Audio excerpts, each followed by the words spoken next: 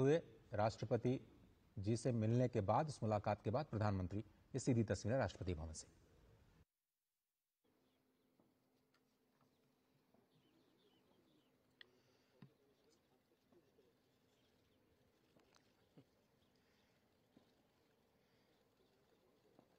नमस्ते साथियों। चुनाव में जैसे हम लोगों को भी दौड़ धूप रहती है, मीडिया के साथियों को भी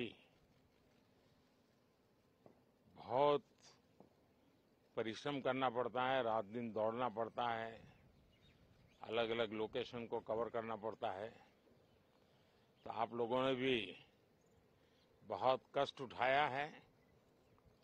मैं आशा करता हूं कि मीडिया जगत के सभी साथियों का स्वास्थ्य अच्छा रहा होगा और पिछले एक आध सप्ताह का जो विराम मिला है उसके कारण भी अब आप फ्रेश होकर के फिर से मैदान में आए होंगे।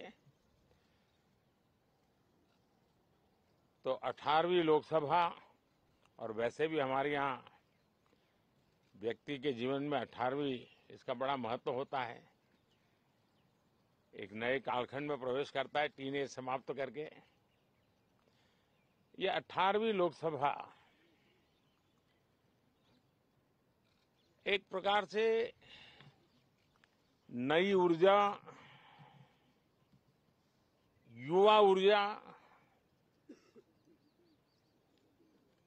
और कुछ कर गुजरने के इरादे वाली ये लोकसभा है। और आजादी का अमृत महोत्सव के बाद का ये पहला चुनाव है।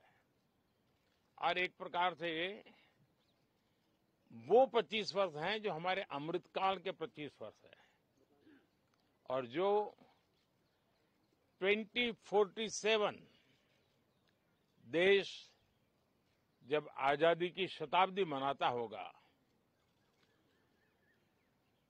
एक प्रकार से उन सपनों को साकार करने का एक बहुत महत्वपूर्ण पड़ाव ये 18वीं लोकसभा है। साथियों, एनडीए सरकार को तीसरी बार देश की सेवा करने का देशवासियों ने आदेश दिया है, अवसर दिया है। मैं देशवासियों का फिर से एक बार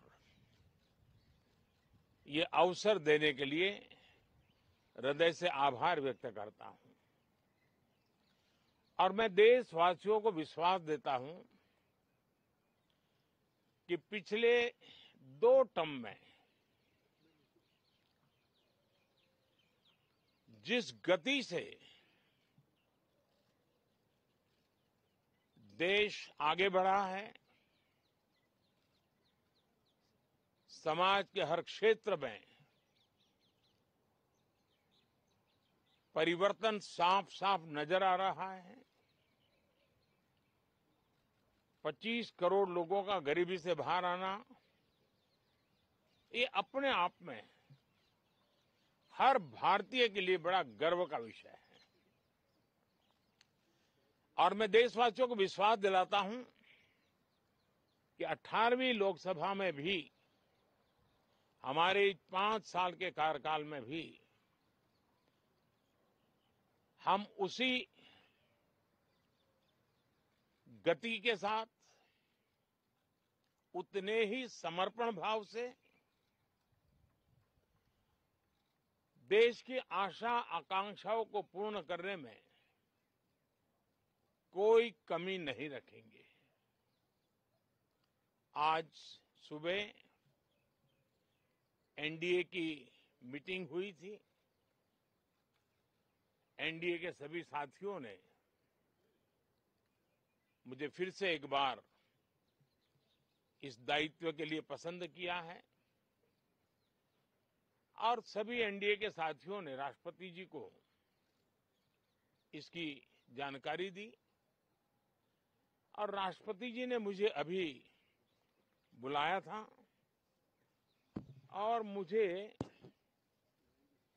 प्रधानमंत्री डेजिग्नेटेड के रूप में काम कर एक नियुक्ति दी है और मुझे शपथ समारोह के लिए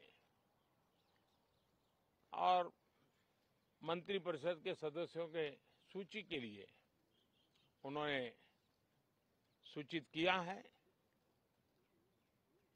मोटे तौर पर मैंने राष्ट्रपति जी को कहा है कि हमें 9 तारीख शाम को सुविधा रहेगी। अब बाकी डिटेल तो राष्ट्रपति भवन वर्कआउट करेगा और हम तब तक मंत्रिपरिषद की सूची राष्ट्रपति जी को सुपुर्द करेंगे। उसके बाद शपथ समारोह होगा। साथियों, सरकार एनडीए की एक प्रकार से एनडीए 1, एनडीए 2 और एनडीए 3 ये एक निरंतरता है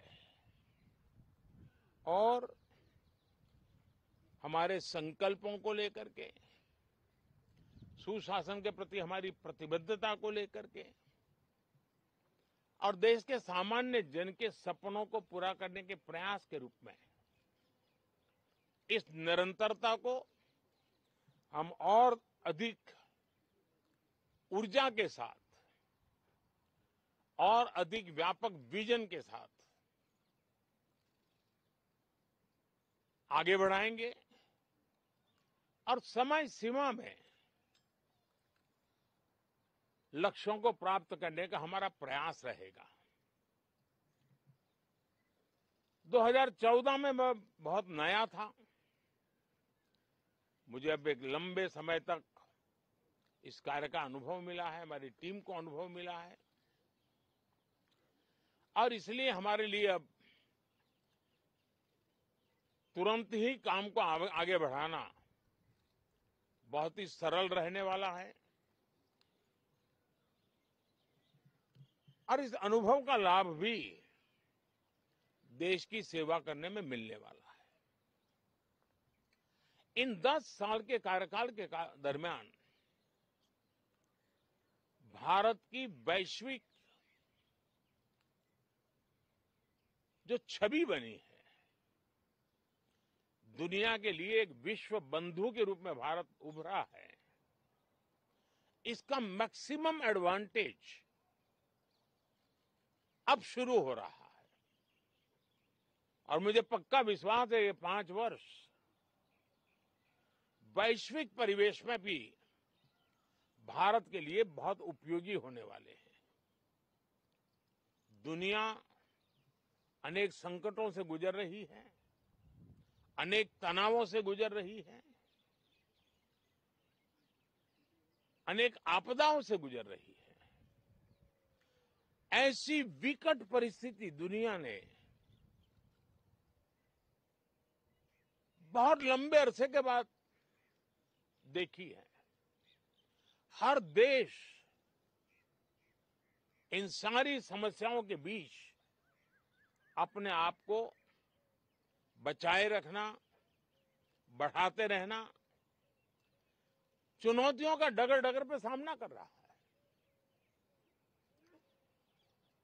हम भारत वाले लोग, हम भारतवासी खुद नसीब हैं कि इतने बड़े संकटों के बावजूद भी हम आज विश्व की सबसे तेज गति से बढ़ने वाली इकोनॉमी के रूप में जाने गए हैं। ग्रोथ के विषय में भी दुनिया में हमारी वाहवाही हो रही है। अब एक स्टेबल गवर्नमेंट मिलने के कारण और परिचित व्यवस्था और नेतृत्व मिलने के कारण दुनिया का भारत के प्रति रुझान, भारत के प्रति उनका आना बहुत तेज गति से होने वाला है और मुझे विश्वास है कि देश के सभी राज्यों को इसका लाभ मिलेगा। देश की युवा पीढ़ी को सबसे ज्यादा लाभ मिलेगा। विकास के नए ऊंचाइयों को छूने में एक वैश्विक भागीदारी का वातावरण आने वाले 5 साल में बनने वाला है। तो इसी संकल्पों और आदर्शों के साथ हम आगे बढ़ेंगे। मैं राष्ट्रपति जी का हृदय से आभार व्यक्त करता हूं कि एक बहुत बड़े महत्वपूर्ण दायित्व के लिए उन्होंने मुझे निमंत्रित किया है। आप सबका भी दोस्तों बहुत बहुत धन्यवाद। Thank you.